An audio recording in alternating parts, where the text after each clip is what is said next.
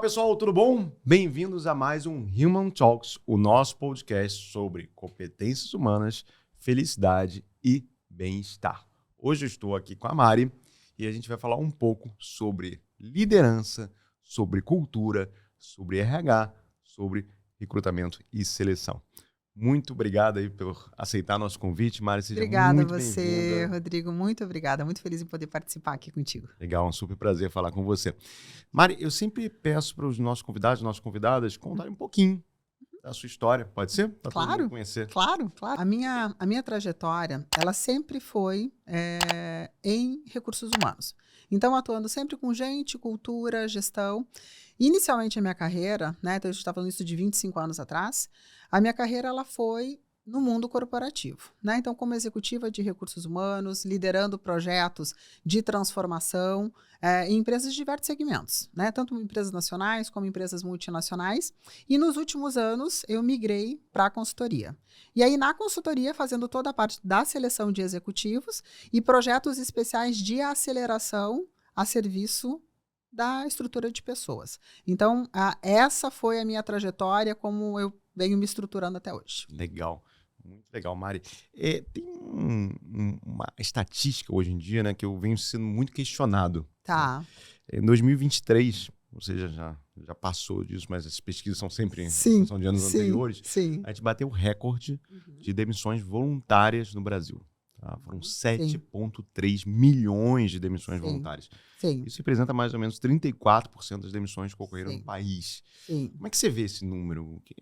Qual é a origem, né? Eu sou muito perguntado sobre isso, né? Sou muito questionado sobre isso. Qual é a origem desse 7,3% e mais preocupante ainda, né? Dos 34%. Sim, que é muito considerável. Bom, Rodrigo, o que eu acredito muito, né, que influencia a gente chega aí nesse tipo de situação? Primeiro, sabe aquela história de que as pessoas elas são contratadas pela sua capacidade técnica e elas são desligadas pelos seus comportamentos? Sim. Isso vem acontecendo da mesma forma, mas num olhar na perspectiva de modelo de gestão. Então, as pessoas também estão se desvinculando por olhar e falar assim, poxa, essas atitudes elas não têm coerência. Eu não consigo me vincular a esse tipo de propósito da companhia. Não é esse tipo de ambiente que eu quero colaborar. Né? E aí, assim, cada vez mais as pessoas estão buscando a realização do que faz, mas também tem que ter a pegada da felicidade. Né? Eu tenho que ser feliz no que eu estou fazendo. E para eu ser feliz no que eu faço, eu tenho que ter fit. Né? Esse fit de cultura não é só de ambiência. O fit de cultura é intimamente ligado ao modelo de gestão. Né? Porque a escada a gente lava de cima para baixo. Processo inverso eu nunca vi dar certo. Então as pessoas estão olhando e falam assim, mas peraí, o que está acontecendo? E esse eu acredito que é um dos fatores. Além também, a gente teve toda a parte da pandemia, né, Rodrigo? Então, assim, na pandemia, as pessoas, elas degustaram de um modelo de trabalho mais flexível. Um diferente, né? Mais flexível. E a gente percebe um movimento de algumas companhias retomando o presencial, né? E as pessoas, elas falam assim, mas, poxa, por que é que eu preciso ter a obrigatoriedade de estar todo dia batendo meu crachá, aquele ponto. Perdendo 2 horas de trânsito. Então, as pessoas elas vêm se questionando e muitas se desvinculando, que falam assim, poxa, eu entendi que eu posso produzir num outro formato. Então, isso também as pessoas acabam colocando na conta, sabe? E, de novo, a gente volta para o modelo de gestão. Então, por que da dificuldade do trabalho remoto? Muito pela dificuldade de gestão, de combinar a regra do jogo, de desenvolver as pessoas, de fazer com que as pessoas ganhem musculatura e senioridade para poderem ser responsáveis, a transparência do que a gente precisa entregar, por que a gente precisa entregar, a definição de papéis. Então, isso acaba impedindo, muitas vezes, que as pessoas elas sigam no remoto. Desculpa, que as pessoas sigam à distância, né? À distância, Exatamente. Exato. No remoto mesmo. É isso. Isso tem muito a ver até com uma coisa que eu venho repetindo muito, né? E até pode até parecer chato, mas eu venho falando basicamente toda entrevista, todo podcast sobre uma questão da organicidade das organizações. Tá? eu falo que, basicamente, as organizações são seres orgânicos. É Elas isso. nascem, crescem, reproduzem e morrem. Né? É isso. E como seres orgânicos, e outra característica que eu gosto de falar muito é que eu gosto de chamar hoje em dia, pode me chamar de maluco, mas eu gosto de chamar empresas, corporações de seres não encarnados. Boa. Não, Boa. porque é engraçado, porque quando você enxerga uma organização como um ser não encarnado, você começa a entender algumas coisas. Tá. Por exemplo, muitas vezes a liderança, por enxergar a organização como um ser não encarnado, embora não chame desse nome, ela não atribui moral às organizações. E Boa. por não atribuir moral às organizações, você começa a tomar decisões que muitas vezes não são decisões que estão coerentes com a sua moral como ser humano. É isso, Né? Rodrigo. Por quê? É sobre isso. Porque na empresa pode, ali pode, porque aquilo é uma organização amoral. Aham, Né? exato. Então, e na minha tese, né, eu até brinco e arrepio um pouco falar nisso, que a gente precisa desenvolver uma terapia business comportamental. Porque Delícia. as empresas ficaram doentes. Tá? As empresas ficaram doentes. E a gente enxergou durante a pandemia que nós estávamos doentes em termos de saúde mental, mas a gente ainda não enxergou que as empresas também ficaram doentes. E mais ainda, né? Eu falo que as empresas, elas estão viciadas. Por isso que eu brinco que existem alguns protocolos para tratamento de vício, né? Por exemplo, o protocolo dopamínico, um protocolo muito utilizado hoje em dia, que eu adaptei ele, gosto de adaptar ele para as empresas. Falei, cara, vamos mostrar que as empresas estão viciadas e eliminar os vícios nas antigas práticas de gestão. Isso. E é exatamente o que você está falando. Né? Isso. Então, para mim, foi brilho nos olhos, foi música para os ouvidos ouvir falar nisso, né? Porque eu acho que tudo nasce na gestão. E aí tem uma questão, Mari, não sei se você já, com certeza já está notando no recrutamento e seleção, que eu acho que é uma questão intergeracional, né?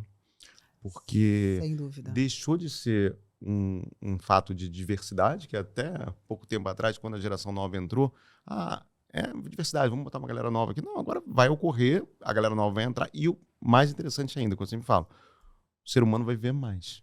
Então, a gente vai ter que trazer de volta as pessoas que não estavam no mercado. Então, a geração... 50 mais. Os 50 mais. A geração que eu gosto de falar, os espanhóis têm um termo maravilhoso para isso, que eles falam os maiores, né? Não falam os mais velhos. Exato, então, exato. Elegante, né? É elegante, né? Eu Porque acho legal. elegante, Eu acho bacana. Eu tô virando maior daqui a pouco, então comecei a dar o maior já para me defender. Queria que você falasse um pouquinho sobre esse conflito de gerações, como é que você vê isso dentro do processo de formação de C-levels, como é que isso cria um desafio adicional, né? É um desafio porque a gente dificulta o que não precisa ter dificuldade. Né? Assim, no final das contas, Rodrigo, a gente está falando do quê? De gente. Né? Como que a gente estabelece as nossas relações? Com diálogos francos. Né? Como que você consegue se relacionar com o seu pai, com a sua mãe, com a sua avó e com o seu filho? Você não consegue se relacionar com todos? Então, por que a gente trazer uma complexidade para as organizações que poderia ser muito mais simples a tratativa? Claro que cada geração ela tem comportamentos diferentes por estímulos diferentes que recebe. Né? Isso é um fato. Mas percebe a beleza da complementariedade? Eu gosto muito de fazer paralelo para que as organizações entendam, e eu faço muito paralelo com a vida pessoal. O quanto que é gostoso você pegar uma criança e colocar junto com um vô e com uma avó. Né? Assim, ó, um estimula o outro, um aprende com o outro, um reaprende. E, principalmente, é o reaprender. Então, nesse sentido, assim, existe sim uma dificuldade de acomodação, mas essa dificuldade de acomodação é por conta de algumas crenças limitantes e alguns rótulos que também são criados. Né? Então, por exemplo, quer ver o rótulo? Mas o pessoal, né, os maiores, como você falou, que eu achei muito elegante, poxa, os maiores aqui têm mais dificuldade com a tecnologia, ou mais resistente com os processos de mudança porque tem mais quilômetro rodado. São rótulos. Essa galera mais nova muitas vezes não tem um compromisso e um vínculo como outras gerações. A gente perde a beleza do nível de contribuição de cada um a partir do momento que eu começo a colocar todo mundo dentro de caixinha. Né? Então, assim, seria tudo muito mais fluido se a gente pegasse e falasse assim, peraí, aqui, a gente está falando de ambiente colaborativo? Colaborativo, que também, aí vou voltar um pouquinho, que tem uma outra dificuldade, que é a hierarquia pesada. né? Que é o antigo modelo de gestão. Que é o antigo modelo de gestão, que dificulta isso. Porque a partir do momento que você coloca quem tem a maior competência lidera, independente da posição que você ocupa, e lidera por quê? Pela tua predisposição, porque você tem um maior nível de conhecimento naquela temática, e você passa a ser generoso, trabalhando de forma colaborativa, sabendo que eu exerço o meu papel, eu cumpro os combinados e eu respeito as diferenças. Né? Quando a gente começar a ver que é através do respeito que a complementariedade ela flui e sair dos rótulos e dos julgamentos, eu acredito que seja um facilitador no processo, porque tem muita beleza para ser explorada, muita beleza para ser explorada. Então, mas isso a gente tinha falado um pouquinho, né? E você trouxe a tua visão que eu achei muito pertinente acerca da gestão. É na gestão. É sobre a gestão. Engraçado que você falou alguns pilares aí nas entrelinhas que eu venho acreditando muito que são os pilares fundamentais da boa gestão. Uhum. Eu não gosto de usar esse termo boa gestão, porque a gente põe em caixas novamente. Sim. Mas do bem-estar dentro do ambiente de trabalho, né? Isso. Que muita gente coloca só a renda, né? E engraçado que o pessoal fala hoje, não, a renda não é importante. A renda é importante. E o pessoal fala, a geração mais nova não valoriza tanto renda, valoriza muito, né? Tem uma pesquisa americana, lógico que nos Estados Unidos é um pouco diferente. Sim. Mas colocou que a geração mais recente do mercado de trabalho, geração abaixo de 25 anos, ela declara que para ser feliz, ela precisa de mais de $1 milhão por ano, né? Eu falei, pô, então vai demorar um pouquinho a ser feliz, né? Mas é engraçado que, ao mesmo tempo, ela declara que o ponto mais importante para ela é a não fronteira entre o ambiente pessoal e o profissional e a qualidade de vida. Né? Então, equilíbrio. Assim, são dois fatores que parecem que são divergentes no sentido de diferença, mas, na verdade, eles estão dentro de um conjunto único de variáveis que a gente precisa trabalhar, né? Então, assim, eu falo que você tem a renda, é lógico, a renda vai ser sempre importante, né? Você tem a saúde, a qualidade de vida, você vai ter que trabalhar, né? E aí você falou de alguns fatores extremamente importantes que a gente começa a esquecer, né? Que é a questão do respeito dentro do ambiente de trabalho. E aí ele pode se desdobrar num apoio social para os seus colaboradores, né? Porque a gente muito fala de apoio social para fora, né? Mas o apoio social acontece para dentro. A governança, né? Importantíssimo, né? Porque através da governança você tem toda uma transparência da forma de fazer, né? Esse é o grande princípio da governança, né? E a própria liberdade, tá? Que tem tudo a ver com a geração nova, que é uma coisa muito, muito presente. Mas um ponto que todo mundo esquece é a generosidade. Tá? E a generosidade, pouca gente consegue. Você descreveu para mim de forma muito habilidosa, né? O que é a generosidade no ambiente de trabalho? Ela faz parte dos processos internos da organização também. Ser uma organização generosa, né? Quando a gente fala de organização generosa, você sempre pensa, ESG, não, os processos formam esse organismo generoso, né? Da forma da gente fazer, né? A generosidade é um atributo de valor. Né? A gente está falando isso de forças de caráter mesmo. Exatamente. Né? Ou seja, eu tenho princípios, porque eu tenho esses princípios, eu vou sempre ficar muito atento na forma de fazer. Porque eu sou responsável pelas minhas ações. Essa história, Rodrigo, de que, não, mas o meio te empurra, né? Existe sim uma influência do meio? Existe. Mas pessoas com bom nível de autoconsciência e pessoas com bom nível de conhecimento e aonde elas não abrem mão, sabe aquelas coisas inegociáveis? Tem coisa que Mastercard não paga? Valores inegociáveis, né? Então, assim, são os meus valores inegociáveis. Essas pessoas, elas não vão compactuar com o torto, sabe?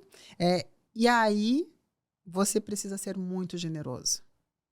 Porque eu preciso ter empatia, eu preciso me colocar no lugar do outro. Né?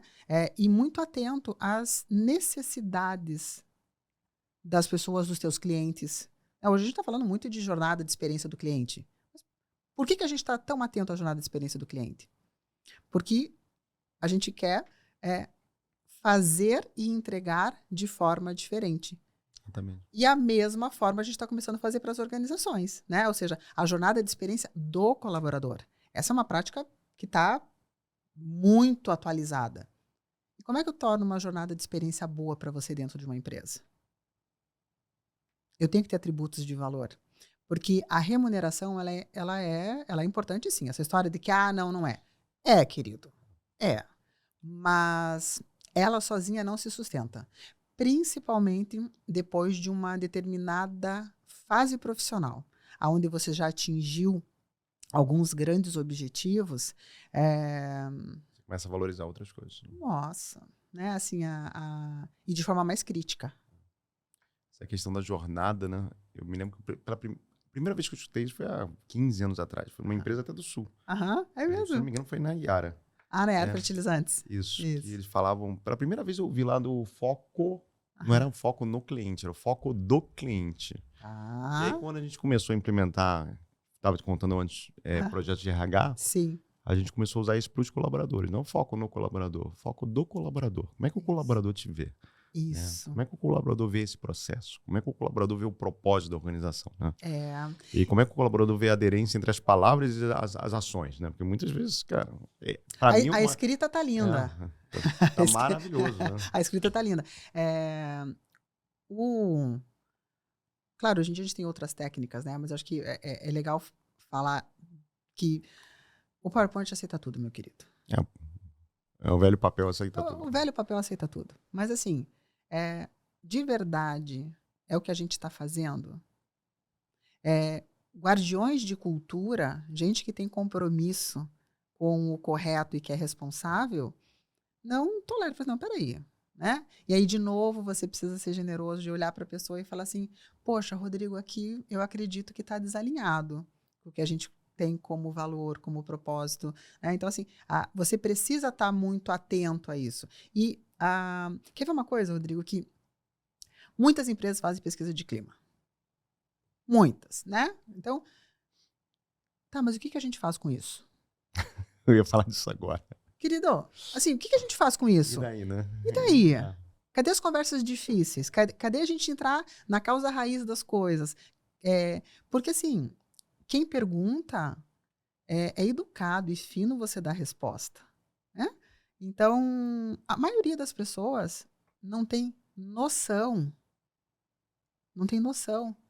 do que veio de resultado daquilo. Falei uma frase grosseira no último podcast que eu pedi licença, eu vou falar de novo.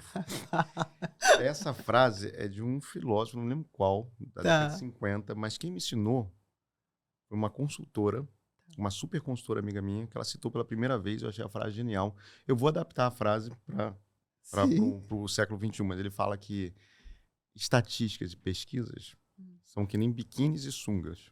Mostram tudo menos o essencial, né? O que a gente faz com isso, né? Então, ela toda vez que recebia, olha só, a gente fez um estudo aqui de clima, ela fala, tá bom, isso é um biquíni, uma sunga, o que a gente faz?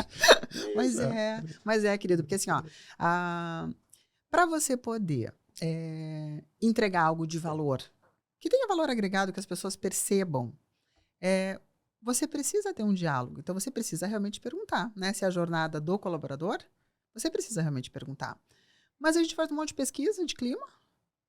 As pessoas não têm noção, não têm acesso aos resultados. Existe também muitas lideranças que não se comprometem, porque vem muitos apontamentos ali. Uhum. Inclusive do próprio papel da liderança. Sim. Porque vamos combinar, tem coisas que o que vem no apontamento é fácil da gente resolver. Mas tem coisas que são complexas, principalmente quando envolve mudança de comportamento. Sim. Mas cadê o compromisso em fazer isso? Por isso que a gente acaba tendo essa enxurrada do desvínculo das pessoas. Se desvinculando. Falando assim, poxa, isso aqui não é pra mim, não. Não vai funcionar, não vai rolar. E é até mais básico, né? Eu me lembro da época de consultoria, uma pergunta que eu sempre fazia quando eu entrava, eu falei, cara, eu tinha agonia, né? Ver aquele mapa de valores, aquele quadro de valores. Eu falei, tá, beleza. E juro, alta liderança. Falei, como é que você usa isso no dia a dia? Isso. Não sei, não uso. Não, porque assim, é bonito. Alguém disse que a gente tinha que ter isso nas paredes, né? Mas a missão, visão, valores, propósito, atitudes, né? Elas têm que ser de verdade. E assim, a partir do momento que veio todo um refresh, a gente precisa revisitar nossa missão, visão e valores. Você vê um agrupado de palavras de impacto que não retratam a verdade do que as corporações são. Então não fale bonito. Fale o que de verdade é. Exatamente. Porque, Fale pouco, né? Também não adianta 10, 15 valores. Porque, assim, sabe uma vez, assim, tem muitos anos isso, eu recebi, ainda quando eu estava no ambiente corporativo, recebi um gringo, um estrangeiro, e aí ele pegou e olhou, né, os valores, e realmente tinha um... uma lista Era bonita. isso. E aí ele pegou e falou assim, mas comprometimento? Eu falei, sim, um dos valores é o comprometimento. Mas se não estiver comprometido. Aí ele falou assim, mas isso precisa ser falado porque a gente parte do princípio que se você estabelece uma relação, ela tem que ter compromisso. Aquilo me chamou a atenção, sabe? E aí a gente começou a conversar a respeito, e aí também estava ali ética. Aí ele pegou e falou assim, mas qual a relação? Porque não existe mais ou menos ética, né? Ou você é ético ou você não é ético. Aí ele falou assim, então, você veja,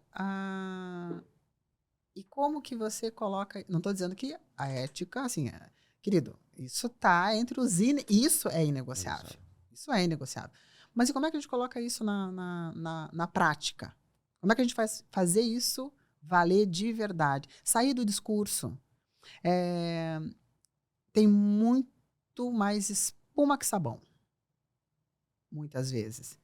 Então, assim, se aproprie... Mas seja coerente no que você está falando, no que você está fazendo. Ó, pra gente, até para você poder ter uma cultura forte. Uhum. E o bom da cultura forte é que quem não tiver fit, quem não tiver alinhado, ela se desvincula naturalmente. Muito rápido. E aí tem muito a ver, né? Eu sempre falo que valores, né, de forma simplificada até para quem está ouvindo a gente, ele funciona como filtros, né? Assim, nós, como executivos, diversas oportunidades chegam ao longo do dia. Se você tiver que pensar sobre cada uma, ferrou, né? Então, a gente toma muitas decisões por dia. Eu dou um exemplo claro, né? Eu sempre operei muito no comercial e vendas. Uhum. Comercial, vendas e marketing. Então, para as pessoas que estão ouvindo em casa conseguirem entender o que a gente está falando de forma mais clara, tem uma empresa que é baseada no... O principal valor dela é ações colaborativas. Uhum. É bem comum a gente ver isso. Aí eu, como diretor de vendas, tenho uma reunião de sprint semanal com toda a minha equipe. Uhum. É um vendedor, uma vendedora liga para mim e fala, não deu para ir na reunião porque estou fazendo uma super venda hoje. Né? Eu, como executivo, ia ficar na dúvida, o que eu faço com essa pessoa se eu não sou orientado a valores? Né? Cara, eu tenho que advertir a pessoa ou cumprimentar a pessoa? Falar, parabéns, né? E se eu sou orientado a valores, a minha decisão é muito fácil. Né? Eu tenho que dar uma chamada às pessoas. Olha, tudo bem que você tinha uma super venda, mas, é uma reunião importante, uma reunião colaborativa. Tenta priorizar a reunião e tentar botar a venda um pouquinho depois. Bota um pouquinho depois da reunião. Exato. Mas já se eu sou uma outra empresa que vocês vão conseguir imaginar fácil qual empresa que eu estou falando, ou quais empresas, se eu foco total na receita, foco total no resultado rápido, o resto não tem importância. Eu vou cumprimentar a pessoa. Se quer faltar a reunião, quer aparecer vestido de Harry Potter, que não tem problema. Não tem problema. Traga o resultado. Mas as decisões se tornam muito mais fáceis, né? E aí, muita gente me perguntava como é que eu implemento uma cultura, né? E aí, estou falando muito aí. Eu aprendi isso fazendo consultoria na África. Eles chamam isso de Lei Mandela. Muito doido, né? Que eles falam que a melhor forma de você colocar uma cultura dentro de uma organização é você criar um mantra. Na África você tem muito isso do mantra, né? Em Moçambique tem uma história bem legal, até arrepia. Vou fugir aqui rapidinho. Não sei se você sabe. Toda criança, quando nasce em Moçambique, ela recebe uma música. Não sabia disso, não. Então, os pais, os amigos dos pais compõem uma música para essa criança.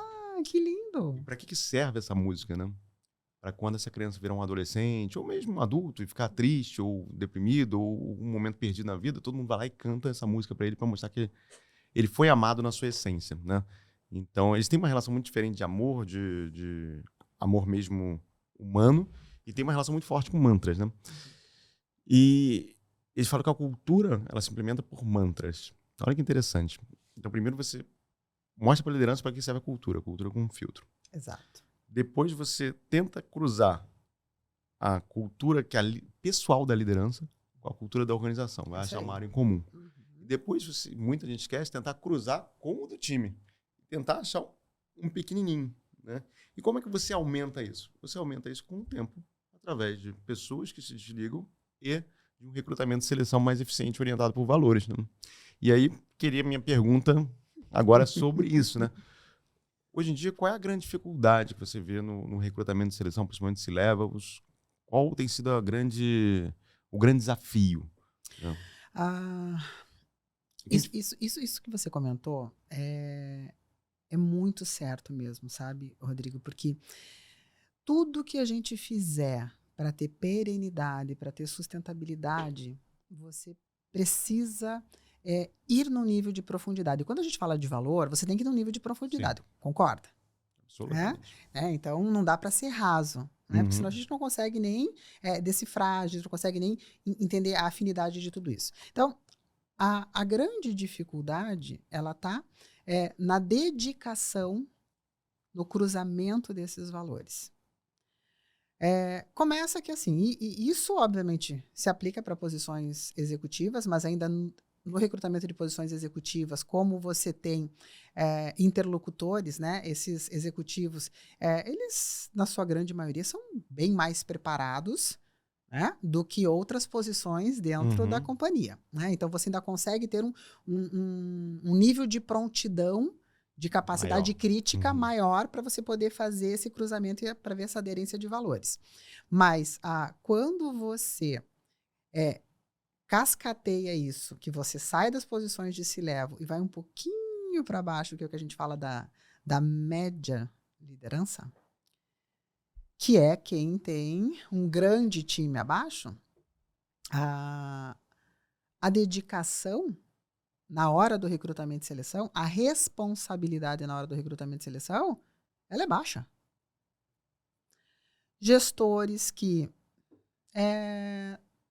conversam com pessoas durante meia hora para recrutar alguém para sua equipe.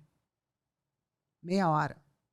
Que não se dá nem o trabalho de analisar previamente o material que recebeu para poder entender. Poxa, por quais empresas que você passou? Sabe a tua lição de casa? Até mínimo, né? Mínimo. Mínimo. Não faz. Não faz. Então, e também, aí a gente não é porque é a minha área de atuação e da onde eu sou oriunda, que a gente não vai fazer as devidas críticas, mas também uma vista grossa que a área de recursos humanos faz em relação a isso. Se você é guardião de cultura, se você está dentro dos inegociáveis, alguns valores aqui dentro, você como o grande tutor da forma de fazer um recrutamento, né? Porque quem dá o tom do recrutamento é a área de recursos humanos. Né? Você não permite que esse tipo de negligência aconteça. E aí, meu querido, trouxe gente desajustada, olha o esforço que se vai fazer para tentar ajustar. É caro, né? É caro, realinhamento de rota. E pior de tudo, Rodrigo, olha a mensagem que você passa para as pessoas, que são aqueles que estão alinhados, porque tem uma população que está alinhada. Vai olhar e falar assim, ué, o que aconteceu, né? O que aconteceu aqui? Que isso aqui tá descasado. Eu passei por isso uma vez, cara. Contratamos quase um extraterrestre. E a primeira reunião foi desesperadora, Mari. Culturalmente, falei, cara, o que aconteceu? O que aconteceu aqui? Mas Isso quando a gente fala um movimento que a gente está passando muito forte, né? De fusões e aquisições, isso acontece muito, né? Eu não gosto de usar esse termo, você entuba uma equipe numa outra. Mas aí, num processo de fusão e de aquisição, você tem um aculturamento ali. Né? Você tem um aculturamento porque você tem duas estruturas com a forma de fazer com as suas particularidades. Mas, antes de tudo, e aí você está falando dos executivos, né? Quem realmente tem a maior tomada de decisão. O que a gente está construindo aqui? Sim. E aí tem que ter os mantras. O que a gente está construindo aqui? Exatamente. Eu passei por alguns processos de recrutamento e seleção nos últimos anos. De recrutamento e seleção, não, de M&A, né? as empresas de educação que eu fundei e tal, elas passaram por algum processo forte de M&A. E aí eu passei a tentar, falei, cara, eu tenho que estudar como é que isso dá certo. Eu não falei, cara, não é possível que ninguém tenha uma lógica de M&A, assim, um guia de M&A. Sabe onde eu fui estudar? Para minha referência de M&A? O Império Romano. Eles foram os maiores especialistas de M&A do mundo. Eles conquistaram praticamente o mundo inteiro e deu certo durante muito tempo. Aí eu comecei a estudar. Isso vale um podcast inteiro, né? Eu comecei a desenvolver Que delícia isso. Um livro novo, não sei se vai ser um livro ou um grande artigo, que é o Metodologia do Império Romano para M&A.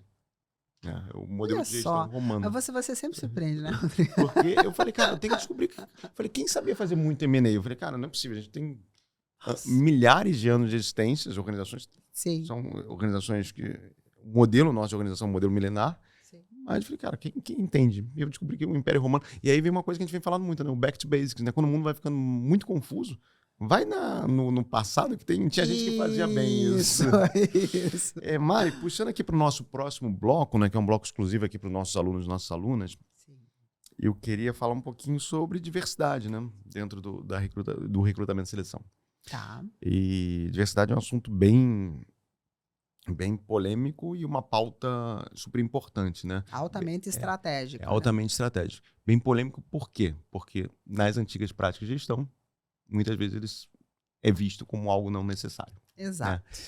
E aí, só introduzindo esse assunto, sempre gosto de introduzir uma frase. Eu ouvi essa frase de 10 anos atrás, que ele falou, cara, a melhor forma de convencer sabe aquela liderança quadradona? Ele falou, olha só, se você não acredita em diversidade, não faz porque você acredita, tá na sua moral, tá nos seus valores, faz porque dá dinheiro, dá retorno. Ele falou, aí a pessoa desabava e resolvia incluir, né, a diversidade no radar dele.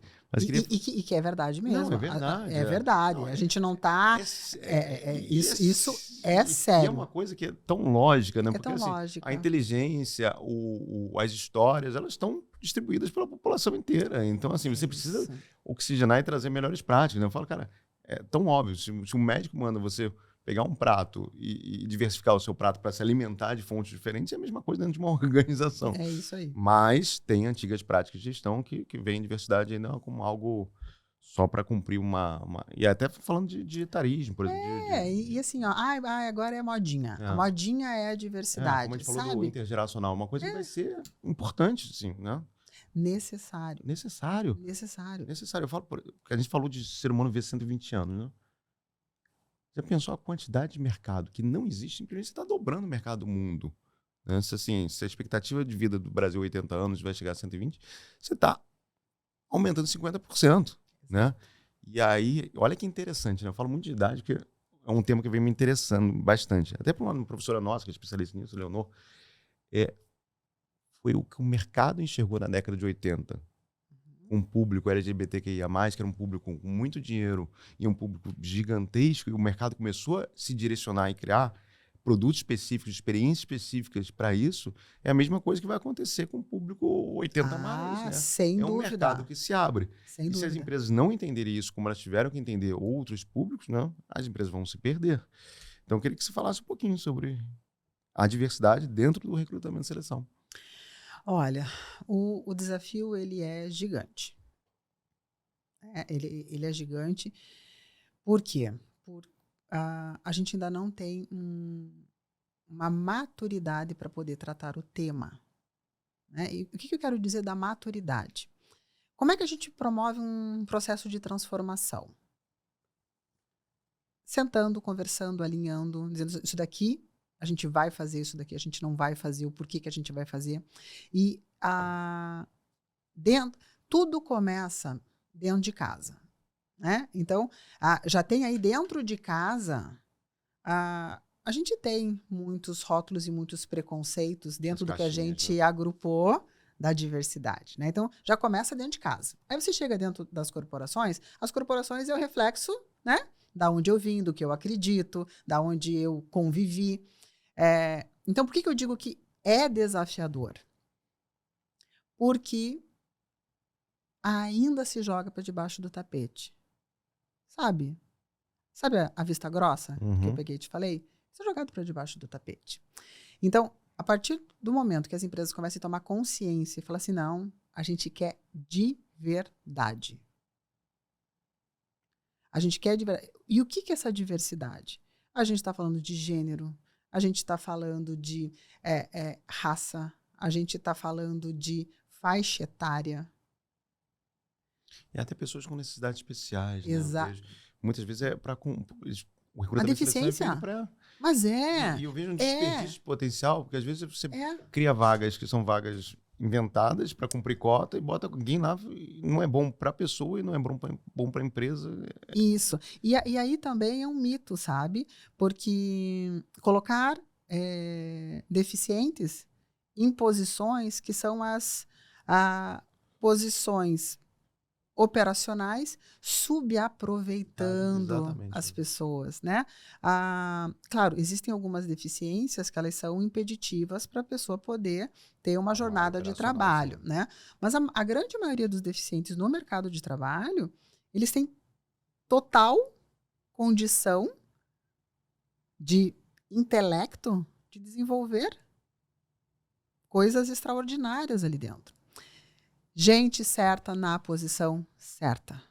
Gente certa fazendo gente certa na posição certa e naquele momento certo. Para você poder desenvolver as potencialidades, né? Exato. Tem um comercial que eu vou até pedir para a edição botar no ar, tá. Depois eu passo, que para mim é o melhor comercial que eu vi nos últimos anos. É uma menina, ela deve ter uns 21 anos de idade, um síndrome de Down, e ela fala direto para a tela, né? Ela fala, olha, eu vou num bar, não me deixam beber tequila. Então eu não bebo tequila. Eu vou, arrepia de verdade, né? Eu vou numa academia e quero praticar esporte, não deixa eu praticar esporte. Então eu não aprendo a praticar esporte. Eu peço para meus pais morar sozinha, e eles não deixam eu morar sozinho. Então eu nunca vou morar sozinho. Então, cara, isso dá um choque, assim, muito do papel para desenvolver habilidades em pessoas especiais. A gente está falando de pessoas especiais porque a gente acaba lidando muito isso quando a gente fala em saúde mental, né? É da sociedade e a empresa faz parte da sociedade como um todo. Né? E isso começar dentro de casa. Sabe, assim, esse olhar apurado é uma responsabilidade de quem forma filho. O que eu estou educando? Desculpa, não é o que eu tô, como eu estou educando. Como eu estou educando. Então, quando eu digo que é um desafio a diversidade, ele é, e de verdade é. Não vamos, assim, muita gente jogando para debaixo do tapete. Tem uma coisa que eu curto muito trazer, e cada vez que eu abordo isso, eu percebo que as pessoas têm uma receptividade maior em a gente falar da diversidade. Porque como a gente... a diversidade de gênero, de raça, de idade, né, de deficiência, enfim, toda essa lista que a gente já sabe, eu costumo dizer o seguinte: diversidade de perfil. Então, assim, vamos olhar nessa perspectiva da diversidade do perfil, porque cada pessoa é uma pessoa, tem seus traços de personalidade, sem sombra de dúvida. Mas, quando eu pego uma liderança feminina e quando eu pego uma liderança masculina, eu tenho um agrupamento de características em um que é diferente do que tem no outro. Então, essa beleza dessa diferença de perfis, poxa, vamos olhar o que a gente ganha com tudo isso? O que internamente, enquanto companhia, a gente ganha? O que o cliente ganha? Porque quanto mais diverso eu tenho a minha estrutura, a forma com que eu envelopo as coisas e entrego para o meu cliente é diferente. Tem muita gente olhando sobre várias perspectivas. Porque o teu cliente também é diverso. Exatamente. Quando você vê essa diferença de perfis das gerações, o que essa geração aqui tem de bacana, tem de fortaleza, e o que essa daqui tem aqui com a sua beleza? Como é que a gente cruza tudo isso? Então, eu percebo que quando a gente aborda nessa perspectiva da complementaridade dos perfis, e não de colocar nas devidas caixinhas, a receptividade, ela é melhor, sabe, Rodrigo? Eu acho. Concordo 100%, estou animado para o nosso próximo bloco. E vou terminar até fazer uma declaração que eu vou me arrepender depois, porque a pessoa que escutar vai saber quem é. Mas é difícil isso, sabe por quê? Porque muita gente tem a cabeça muito fechada aí nesse sentido, né? Sim. E ainda mais quando é uma empresa de dono, né? Muitas vezes você põe a característica do dono. Eu vou contar de Geralmente é o jeitão do dono, vou contar tá? o Vai cara, tendo muita empresa familiar. É um super amigo meu, tá? E eu vou Tendo contar muita empresa familiar, é o jeitão o dele. dia que ele falou, é um super Dele amigo meu, trabalha no varejo, tem uma empresa de varejo grande. Aham. E um dia a gente estava bebendo um chopp no Jobi. Eu adoro levar as pessoas pra beber chopp. Aí que se descobre o verdadeiro lado das pessoas. Né? E ele tava doidando, não, Lang, eu não contrato pessoas de esquerda na minha empresa. Descobri que é de esquerda, tá fora. Pô, cara, mas 50% da população é de esquerda, declarado. Então, assim, olha a beleza que você está desperdiçando. Você só vai vender 50% do mercado, né? E é exatamente valores. Se as pessoas compartilharem os mesmos valores, não interessa a visão das pessoas de mundo, ao contrário. Exato. Você consegue... Porque passa pelo respeito. O respeito, a generosidade. A foi generosidade. exatamente o que a gente falou. Pessoal, no próximo bloco, que é exclusivo para os nossos alunos e para as nossas alunas, a gente vai falar um pouco sobre exatamente diversidade, focada aqui na liderança feminina.